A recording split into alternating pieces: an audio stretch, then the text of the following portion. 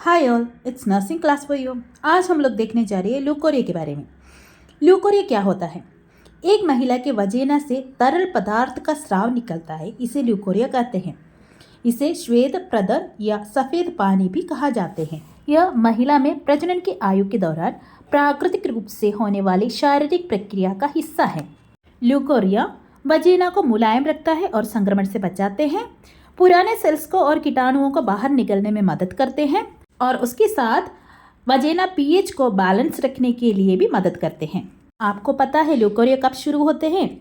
यह एक लड़की को मासिक धर्म शुरू होने से कुछ महीनों से लेकर कुछ सालों पहले शुरू हो जाते हैं। अब आपको डाउट होगा, ल्यूकोरिया नॉर्मल होता है कि नहीं? लड़कियां और महिलाओं को हर दिन श्वेत प्रदर होना नॉर्मल होता है। श्वेत प्रदर की नॉर्मल समय विधि होते हैं।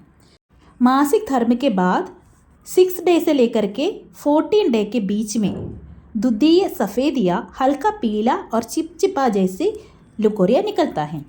15 और 25 दिन के बीच में ये जो स्राव है पानी जैसे निकलता है और 26 से लेकर के 28 दिन के बीच में स्राव कम या बंद भी हो जाता है। स्राव बंद होने के बाद मासिक धर्म शुरू होगा। मासिक धर्म का 6 दिन से लेकर के 28 दिन के बीच में ल्यूकोरिया फिर भी हो जाते हैं। अब हम नॉर्मल ल्यूकोरिया के बारे में देखने जा रहे हैं। सबसे पहले देखेंगे इसके कैरेक्टर या इसका बनावट। ये पतला पानी जैसे लेकर के थोड़ा गाढ़ा और चिपचिपा रहता है। ल्यूकोरिया का सामान्य रंग जो है पारदर्शी, नहीं तो दूध जैसे वाला सफ़ेद या धुंधला सफ़ेद जैसे रहता है। नॉर्मल ल्यूकोरिया में कोई गंध नहीं होते हैं। हल्की गंध हो सकते हैं लेकिन बहुत तेज या अप्रिय नहीं होती हैं। अब इसका मात्रा देखेंगी। 24 घंटे में आधा से 1 छोटा चम्मच तक की इसका डिस्चार्ज होगा। कभी कभी ये जो ल्यूकोरिया है कुछ कारणों की वजह से बढ़ सकता है। अब हम देखेंगे किस कारण से ये बढ़ जाते हैं। सबसे पहला कारण है टेम्पॉन्स का इस्तेमाल। टेम्पॉन्स जो है मासिक धर्म के दौरान रक्त और अन्य तरल पदार्थों को सोखने के लिए इस्तेमाल किया जाने वाले एक डिस्पोजल प्रोडक्ट होते हैं। टेम्पॉन्स को कैसे इस्तेमाल करते हैं वो मैंने अगले वीडियो में आप लोगों को अच्छे से समझाएंगे। दूसरा कारण अंडरवेयर, साबुन, क्रीम, पाउडर या वजीना को छूने वाली दूसरी चीज़ों की एलर्जी। तीसरा कारण है गर्भावस्था के दौरान।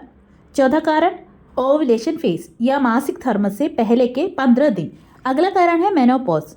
इसमें क्या होगा, शरीर में हार्मोनल्स के इम्बैलेंस या असंतुलन हो जाते हैं। इसकी वजह से भी ल्यूकोरिया का अधिक स्राव हो जाते हैं। अब देखिए ल्यूकोरिया किस कारण से कम हो सकता है। मेनोपॉज के टाइम पर, बच्चे को दूध पिलाने की अवधि के दौरान पर, फाइब्रॉइड्स वगैरह कुछ कैंसर हुआ है तब, अत्यधिक स्ट्रेस वगैरह या टेंशन वगैरह होने के टाइम पर, या गर्भधारण या हार्मोन्स के लिए इलाज वगैरह करते हैं उसी टाइम पे ल्यूकोरिया का स्राव जो है कम हो सकता है। जैसे मैंने बोला है ल्यूकोरिया नॉर्मल है लेकिन ये कभी कभी अबनॉर्मल भी हो जाते हैं। ये अबनॉर्मलिटी कैसे हमें पता करना है? सबसे पहले हमें उसका रंग देखना चाहिए। सफ़ेद कलर से अलावा जैसे पीला हो गया या हरा हो गया तो तुरंत हमें इलाज करना चाहिए ताकि ये बैक्टीरिया या यौन संचालित संक्रमण का शुरुआत है। अगर ल्यूकोरिया का रंग जो है भूरा या लाल का हो गया, इसका मतलब जो है अनियमित मासिक धर्म या गर्भावस्था के दौरान रक्तस्राव से संबंधित कारणों से हो रहा है। यदि इसका स्मेल जो है अप्रिय या मछली जैसे हो तो तुरंत आपने एक गायनेकोलॉजिस्ट के पास जाइए। दूसरे लक्षणों के साथ होने पर ल्यूकोरिया की बनावट संक्रमण का संकेत दे सकते हैं और दूसरे लक्षणों के साथ यदि आपको सामान्य से अधिक स्राव भी हो सकता है। अब दूसरा लक्षण क्या क्या है? खुजली या जलन होना, वजीना में या उनके आसपास दर्द होना, लाल या सूजी हुई त्वचा, पेशाब करते समय जलन होना।